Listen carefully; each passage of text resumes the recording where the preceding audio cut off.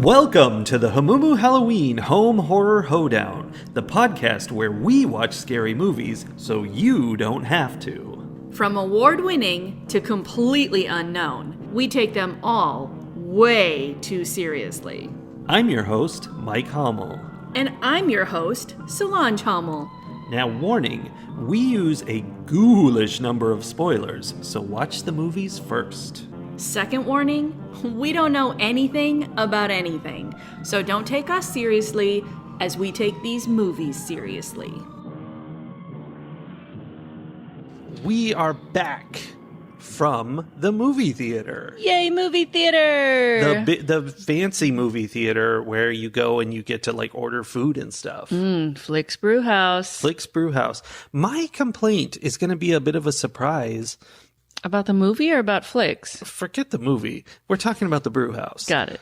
We ordered popcorn, and I was very disappointed in the popcorn because it tasted like homemade popcorn and not like movie popcorn. I'm so sorry. It was disappointing. Yeah. I think it was a little burned. It was. I don't think popcorn. It was probably microwave popcorn. Oh, They probably an awful microwaved thought. it in that little, they each one of the servers have their own little alcove where they like prepare the drinks, and there's probably a microwave in there where they microwave the popcorn. Wow. Because we were in Theater 9, which was down a labyrinth of hallways. Yes, down a labyrinth through which we had to follow a robot. We did follow a robot. They didn't tell us to, but the robot was ahead of us and it was blocking the way. Yeah, it was. And the server guy was like, sometimes you can just push him out of the way. But I hear they're going to rise up against us one day. Yeah, that's not the movie we saw, but that's going to happen. Speaking of, what movie did we see, Mikey? I don't think I can say. I have to not speak. Is that because it's evil? We saw Speak No Evil 2024. We did. It is the movie of an American couple in London who go on vacation to Italy, meet another couple, become friendly with them, and then are invited out to the other couple's, like, out in the middle of nowhere farm house. Yes, for a week. That's too long. I thought it was a long weekend. That's what they ended up doing, but the invitation was for a week. That is a long. It was long. like, come out for a week. Okay, so there were a number of places. Okay, wait. Before I start complaining about it, the premise of the movie is it's one of these horror movies where it's like social horror. Like, it was social horror. Like, you can't. Yeah, there's definitely something wrong, but you can't really pinpoint a real wrong. It just is all feeling wrong. And then the other people are always going like, why? Is something wrong? Is everything okay? Why are you upset? And you can't actually explain it because it's just this gut feeling. Well, and that's fun because it's a social trap. It's like if they tied you up in their basement, but instead of keeping you there with ropes, they're keeping you there with social pressure, where they're like, it would be really rude of you to leave right now. Emotional blackmail. Yeah. Yeah. So the other couple is definitely odd. And we see that from the beginning. But at first you're like, are they odd, or are they just like quirky odd? Are they murdery odd, or are they just, they can their own vegetables odd, And I do find that very stressful. Me too. As we were watching, though, I was like, oh, this is horror for millennials. Oh, millennials don't like social situations? It's like a next generation horror. This is not Gen X horror. Gen X horror was someone is going to follow you into the woods and murder you, right? Well, you're out in the woods, having a kegger because you're trying to hide from your boomer parents. Yeah, and you're wearing your football uniform. Right. Millennial horror is much more about the like, it's socially awkward and what do I do? And like, can I be rude or do I just let myself be murdered? Is really the question for all of these and that's horror stories. Very real to me because I would be so stuck. And also, the guy in this movie, the American guy, was very much one of those, like, he was so millennial. He was so useless, I think is the word you No, mean. because I don't mean useless. Like, because I think in his element, he's fine. Like, he, had a career. He was doing his thing. Here's what it is. He is of the generation of men who has started understanding that feelings are okay and that,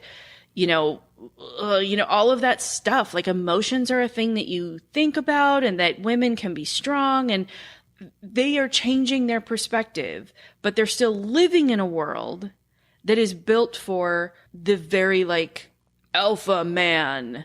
And the other guy was definitely an alpha man. Yeah. Like, I do what I want, and, rules are for other people. And, I'm just going to take you up to the top of the hill and we're going to scream at the top of our lungs. And I rule my castle with an iron fist kind of mentality. And it's hard when that, like, more millennial man is confronted with that, like, old school style of masculinity and is questioned, like, where the whole movie, his masculinity was being questioned.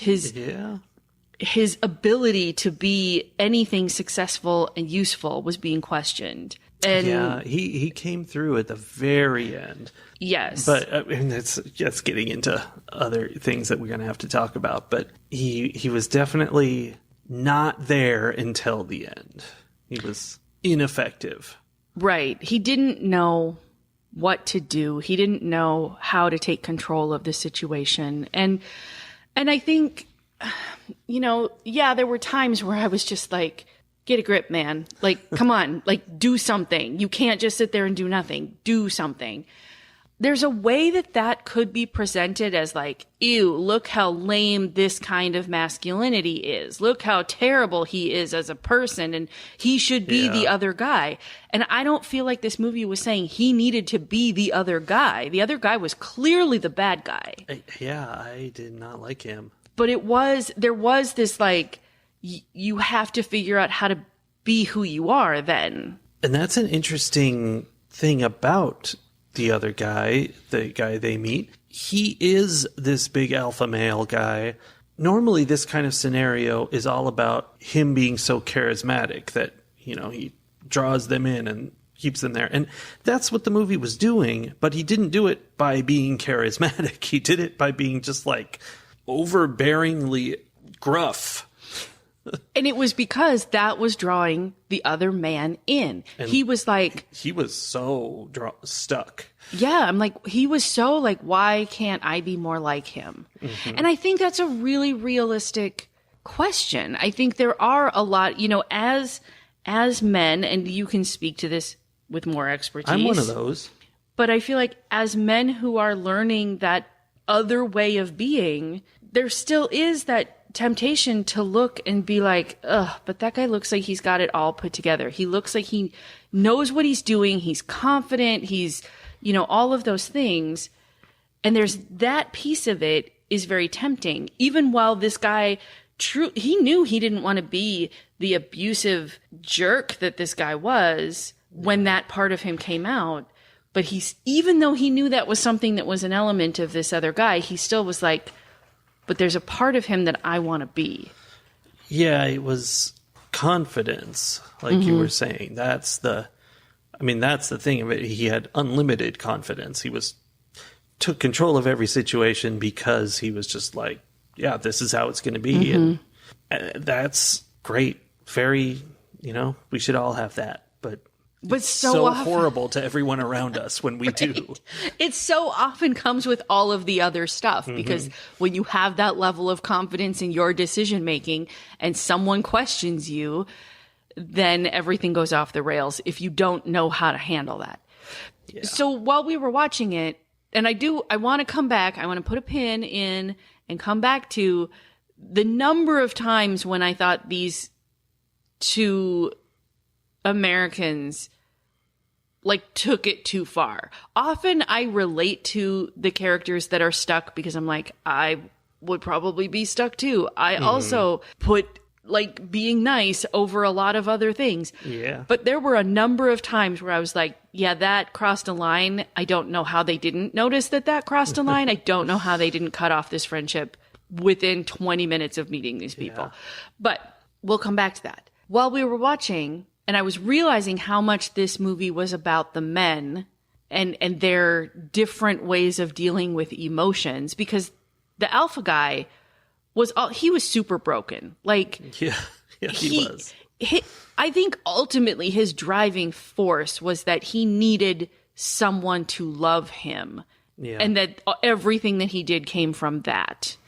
And he didn't know how to get that. So he was doing what he could. And the thing is, our American guy also was struggling with not feeling loved because his wife had been texting with another guy, and like he was also struggling with that. So when I realized this movie was really about these two men feeling unloved and the various ways that they handled that, I was then wondering, like, how did you notice that? Did you feel like this movie was written for men, about men at all? I did feel that, but I don't know, because I mean, it was also about the American wife and her deal. I love that we don't know their names, but we didn't take notes on this movie. We did not take notes, and I truly did. The guy's name was Ben, the American guy. The woman's name was Louise. Ben and Louise. We're so good at this. Or Louisa. We're professional podcasters. I don't know. And then the other guys were Kira and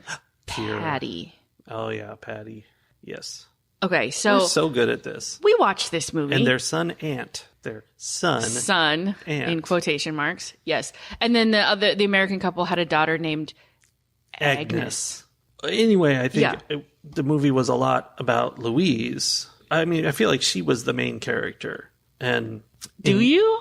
Yeah, and I do. It was it kind of centered around her point of view mostly. And in the end, she was kind of the big hero over and over again. That's so interesting. There was the kind of climactic battle of this movie is something that if Gamergaters get their hands on this movie, and I don't think they will because they won't pay attention to this kind of movie. It's not about Sonic. They will be so mad at the woke DEI that's in this movie because the useless man being saved 3 times over by the amazing woman. Mm-hmm. And the fact that, okay, even before we get to that part of it, the fact that he is so useless and he is so like, my feelings were hurt. And I'm like, this is what they would say. Like, I think he was a very interesting character, actually. But they would be like, oh, my feelings got hurt because my wife texted with another man.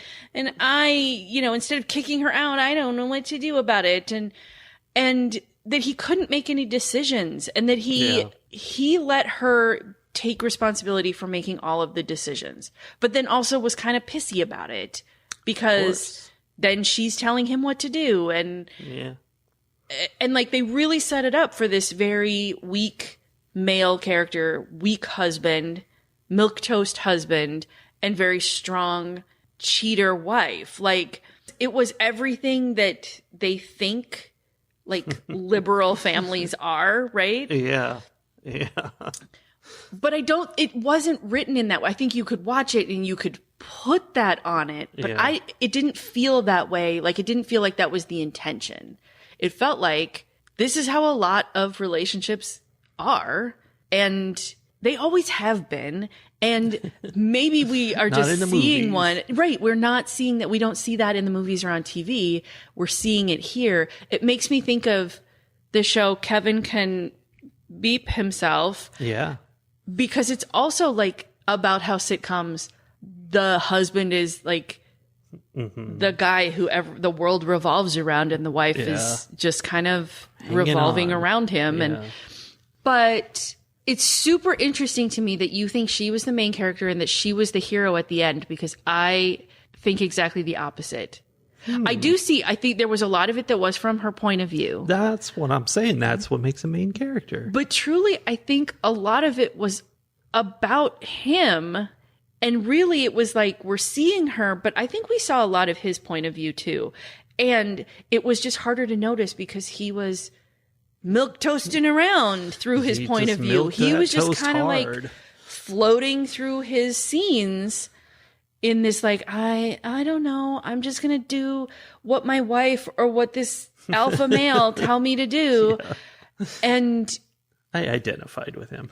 Did you? Sadly. Oh, but I think that that's where the story arc came from, because the real, like, yes, she was who she was through the whole movie. She was like, I'm going to protect my daughter at all costs. And every time her daughter was being in danger, or even just someone was like making her daughter uncomfortable, she was right there to be like, no.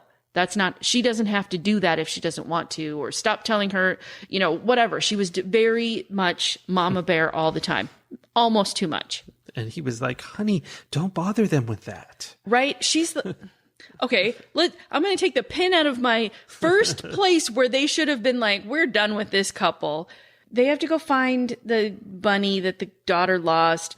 And the other family shows up on a Vespa, and the Vespa's so cool. And the, you know, milquetoast dad is like, ooh, your Vespa is so cool. And the daughter's like, I want to get one. We should get one.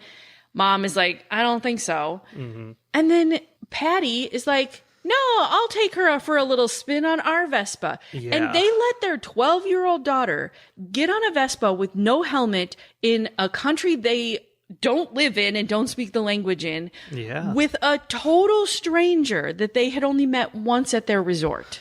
Yes, that, knowing how the movie ends, that could have been the end of their daughter. That could have been the end of the movie right there. He could have just taken her and she's gone. Gone. That's what would have happened in real life. Although he did leave his girlfriend, wife, person there as collateral. He did. But I think she probably had enough wherewithal that she could have vanished off at some point. Like, the very idea, the moment he drove around the corner and she was out of sight of her parents, I was just like, no, absolutely not. The moment her daughter was like, yeah, can I get on there? And they had a discussion about the fact that there was no helmet. Yeah. And I'm like, absolutely not. You say to your daughter, absolutely not. We don't get on strange vehicles with strange people with no head protection. Very strange people. So, and there were a couple of other places where things happened where they were being more driven by trying to make other people feel good than by their safety protocols. I know. That's the social pressure. She finds her daughter in the bed with this other family and immediately is like, absolutely not. We're leaving. Middle of the night, she packs her family up. They get in the car. They leave. That stupid bunny is missing again. And she's like, well, I guess we got to go back. Yeah. Now, to jump ahead to a related element from the end. Yes. In the end, they realize they're on Crazy Farm and they need to get out of there. And so the movie does a really fun thing, which is this series of tension and release moments where you think they're getting stuck, that they're going to get like caught, in the sense that the crazy people are going to realize that they know that they're crazy and they're going to pull a gun or whatever. And as they're sitting there trying to make their goodbyes, so that's the first one. They're trying to just make goodbyes and get out the door. And it seems a little weird and stuff, like they're going to not make it, but then they do, and they start walking to their car. They get to their car, and one of the tires is flat. And they're like, oh, and you're like, okay, this is it. And then Patty takes Ben and is like, we're going to go get my tools and we're going to fix your tire. We're going to go into behind this like door. Creepy metal door that was padlock closed, into this cement building full of stabby cutty tools. All of the stabby cutty tools. Oh. And so they're in there alone for a minute, and that's scary. And then they come back out and he fixes the tire and now they can go. And then this is when he pushes the line of creepy. He's like talking to Agnes, the little girl. And he's like, you have everything you need? Are you sure? And they all kind of look up to realize that Hoppy the bunny is way at the top of the building in the rain gutter, which doesn't make any sense in any normal world. No. And also at this point, okay, Hoppy the bunny is her stuffed bunny who is her like security thing, right? Mm-hmm. At this point, Agnes is the one who discovered what's going on. Yeah. Agnes knows that these guys want to kill her parents and take her and replace Aunt with her. Mm-hmm. She knows this. She is the one who told her parents this. And yet she doesn't just go, you know what? I don't love that bunny anymore. It's good. You can keep him. I'm going to go. Like. Yeah. And so we have that tension of, oh, Patty's like, I'll hold the ladder for you while you climb up and get it because you're taller than me. That was fun. And then, oh no, yeah, he lets him get the bunny and get back down and get back in the car. And we're like, okay, everything's cool. And they're so getting away until it's social pressure that gets them again. Yep. This is kind of important social pressure. As they're just about to get out the gate, Patty throws Ant into the pond. And they all know he can't swim. Yeah, just right in front of them. And so he's splashing around drowning. So they have to get out and rescue him. And there's also tension before that about, they realize if they leave him here, he's going to die. Yeah. But I mean, I feel like Louise was saying, like, no, we get out of here with our kid. We have to get our kid out of here. And we get to the cops immediately and tell them to come save Ant. Until Ant is immediately in danger, drowning, and they know it's happening right there, and they are capable of saving him. I know. And later, Patty is like, you clearly don't love your family because you chose to save this strange boy that you don't know instead of them. And that's the difference between these two men. If you really come down to it, that's the difference between these two men. That Patty thinks that the fact that Ben stopped to save a child who is not related to him, who he doesn't really know, but who he knows is in danger, rather than escaping with his own life and the life of his immediate family, that's a weakness. Yeah. Is very telling. And the fact that Ben, knowing that he and his family were going to be in danger, had to stop and save this other person who was in immediate danger of dying. That's very telling too. That was his first bit of heroism where he jumps out of the car and he's like, you take the car and go. Yeah, and I'm going to get this kid. Yeah. So he was putting himself on the line for the kid. Yeah. But then they all got captured. So that was a fun series of back and forths. The other point, I was talking about his story arc and how he can't make a decision. He can't stand up to people, whatever, at the beginning. And by the end, he is standing up to Patty to protect his family and to protect Ant. Mm-hmm. And he takes action. Like, they're trapped on the roof. Yes, this is the good part. And he decides, the only way for us to get down, the ladder has fallen. The only way for us to all get down is if one of us drops a significant distance. 2 stories. To get to the ground in order to put the ladder up for the other ones. And he doesn't discuss it. There's nothing. He just realizes it and is like, well, that's my job. And he does it. Mm-hmm. And that was the first really heroic thing. And I honestly think yes, Louise had saved them in other instances, but to no avail if that didn't happen. Yeah. I mean, that was important, but she was the action hero who repeatedly came out and murdered all these people. Mm-hmm. Not as much as Ant did, but anyway. I mean, Ant had a little built up repressed rage. Ant, in the end, they've got Patty jabbed full of ketamine, so he's not going to go anywhere on the ground. And that was Agnes. They all played a part. I know, that was good. On the ground, and they're all ready to go and leave him there. But Ant makes a mean face and goes and sits on him and smashes his face in with a brick. And it's a lot of rage, and it's understandable. By the way, he killed Ant's entire family and cut his tongue off. And held him captive for however long it was, a few years. Torturing him and whatnot.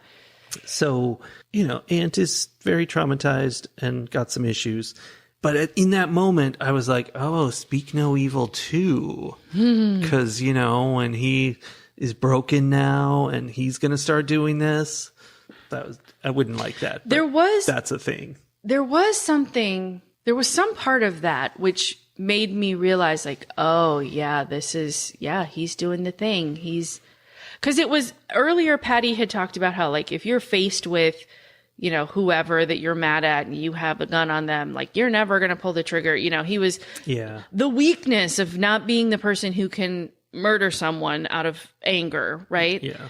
And then watching Ant do that, I did have that same thought. But then in the car as they're leaving, Ben is watching Ant in the rearview mirror.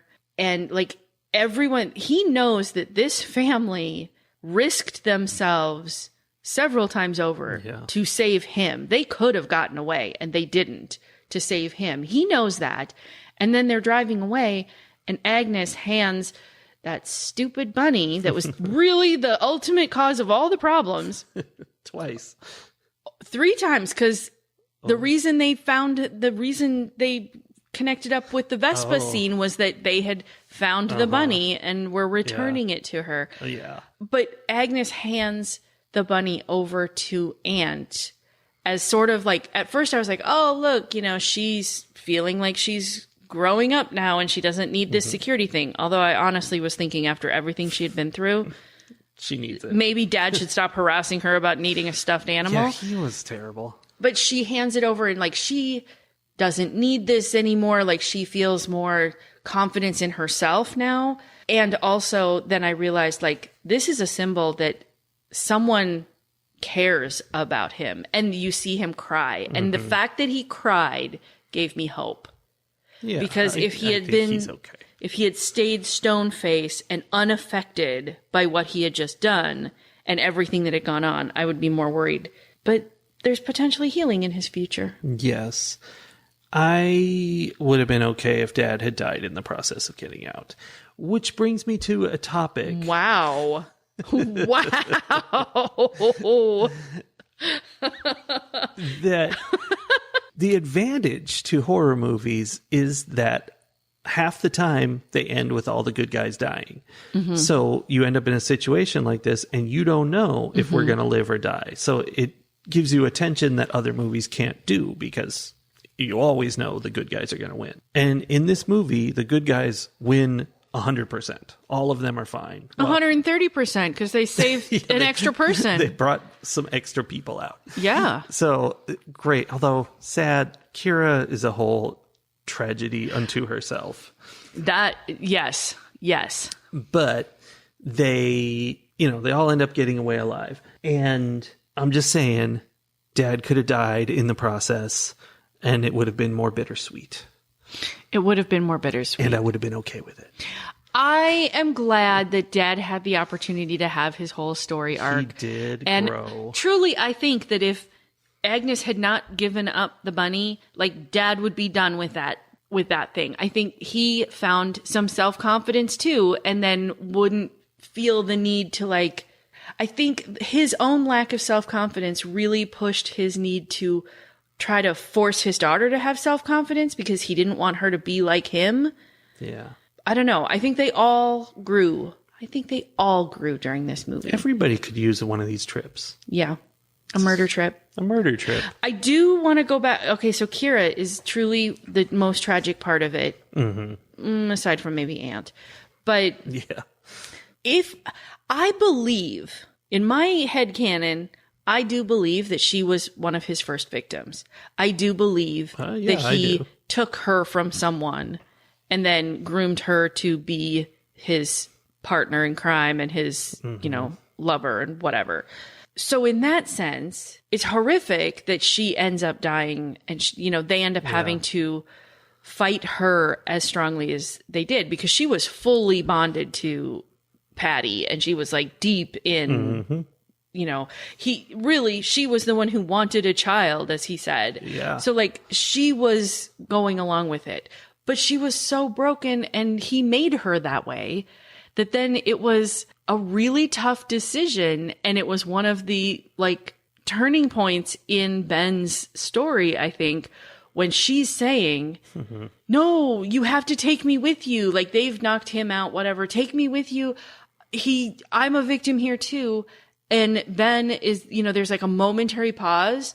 And then both of these parents are like, nah. And Ben says, F her, locks her in there.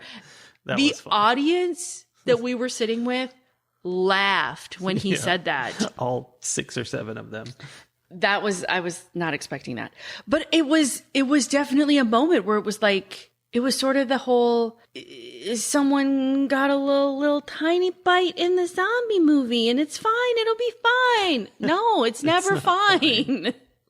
Like there comes a point, which is very weird for me to say because I don't believe that there ever is a point, but it's clear from this movie. There is a point. According to this movie, yeah. No, I'm saying if I were in that situation, I would have done the same thing. Yeah, and I would have felt justified in doing it. That's the thing. It all comes down to you're there with your kid and this other kid who you're trying to save. Like, at that point, you have to do what you have to do to protect them. Yeah. That's the priority. Yeah. And it's interesting to me then how many of these moral, ethical dilemmas there are in the world and how differently people feel about them. Because I think also that's kind of the underlying question of the movie is how much should you be driven by what you want and what's best for you? Because that's Patty. Yeah. Every choice Patty made was about what Patty wanted. Yeah. Or, do you go to the other extreme? And this is the part I related to where you prioritize everyone else except yourself. Yep. And what problems does that cause? And where's the line? Well, it's somewhere short of letting other people murder you is what this movie has taught me. Yeah. You don't let them kill you, I think. That's at least not if you have point. A child with you. I think in general, you're not supposed to let people murder you. That's a good general rule. Yeah.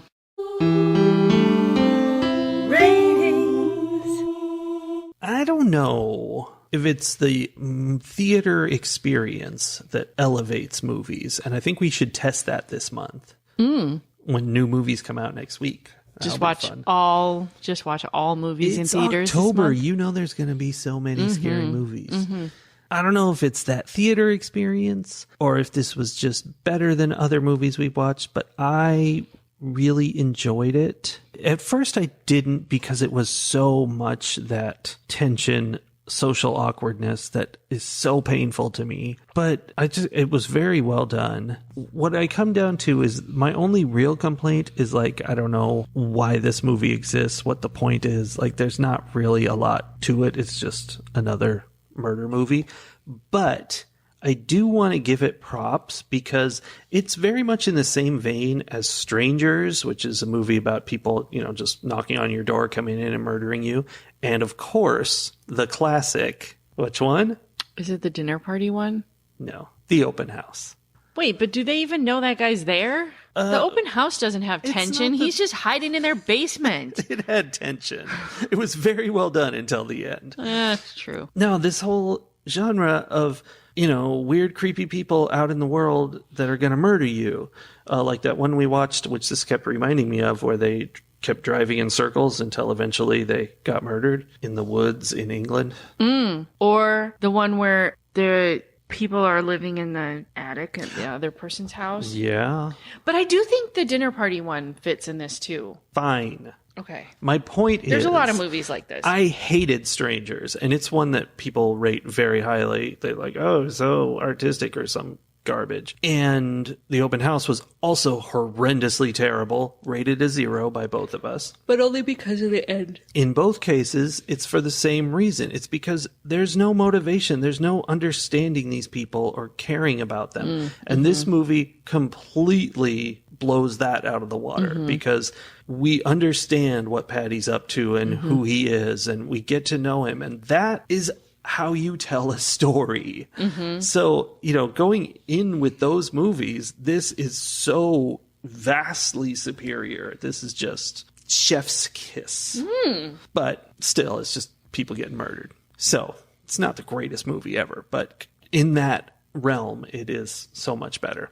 I do want to say, before I rate, that repeatedly throughout this movie, Patty kept reminding me, I want to say of David Brent, but I think it's more of Michael Scott. But he was totally just doing this thing where he was like, I don't know, just it was so similar, that really outgoing, trying to get everybody to go along with you, but what you're doing is really stupid. I see the connection. Like, it's weird because they're trying to be good bosses and he's trying to kill people. Yeah. But I see what you mean in that they all have this level of enthusiasm for what they're doing that's completely inappropriate for the situation. Enthusiasm. And that everyone else is like, you are misreading this situation.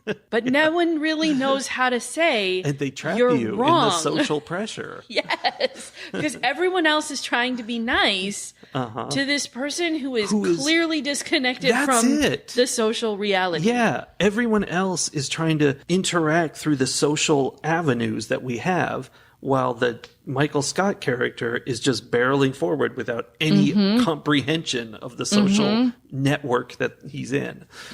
That's what Patty was. And he sounded like David Brent, which is weird because I don't think they have the same accent. The difference, I would say, though, is that I think Patty knew what he was doing and was using that intentionally to control the situation. Whereas, like, David Brent, Michael Scott are completely unaware of how socially unaware they are. Yeah. He had watched The Office and he was exploiting what he learned. Anyway, this is what it would be like to go on a weekend retreat to Michael Scott's, which there was that one episode where Jim and Pam came over for dinner at Michael and Jan's house. Yes. It was just like this movie. Yeah. It was almost exactly the same.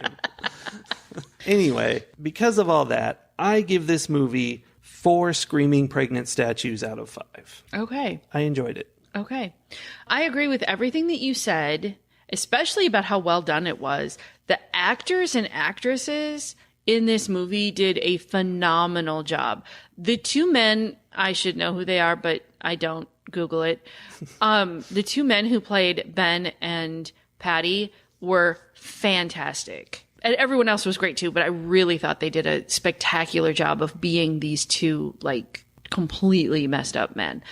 Except for when you say there's nothing deeper to this movie, because I truly think that this movie has some really deep messaging about masculinity and toxic masculinity. All right. And what the shift in masculinity in our culture means for men and having to navigate all of that. I truly, and I don't know if I'm just like, this fits here, let's shoehorn it in, or if it really was supposed to be there. But no, I think you're right. I really, really think that this movie has some very interesting things to say about masculinity in the 21st century.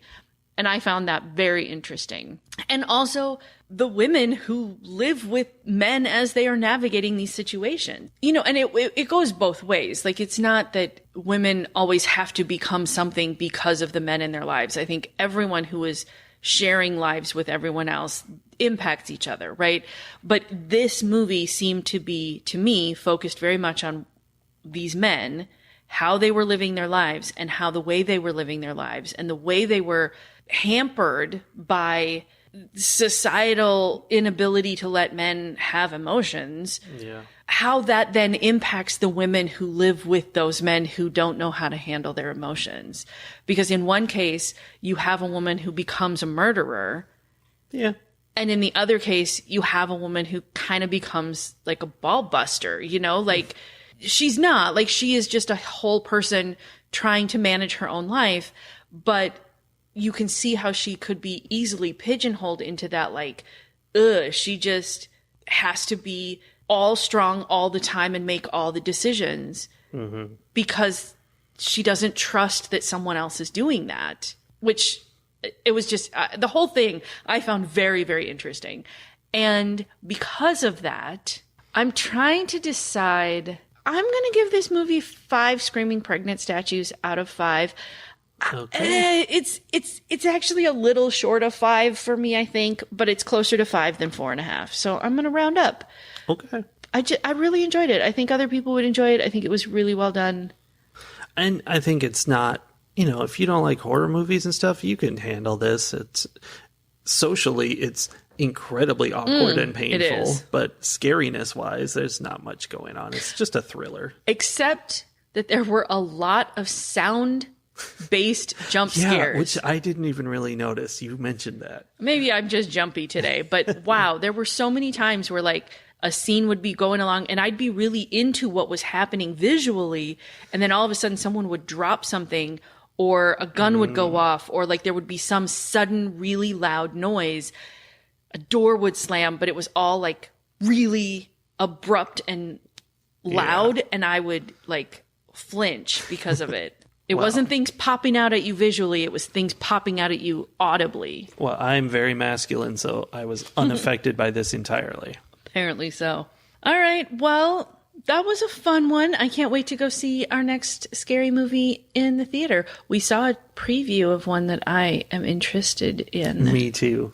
I hope we see it. Okay. And I hope we see you all next week, all of our amazing listeners. Okay, bye. Bye.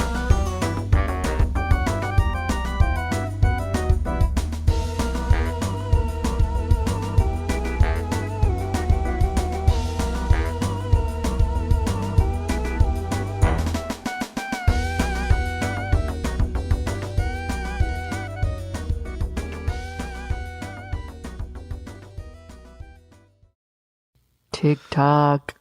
Hi, I'm here. Why I'm talking. Did you say TikTok? I don't know, because it's a clever series of sounds. Tick tack tock, tuck, took, Tech. tech, tack tack tick tock tock, and sometimes tyke.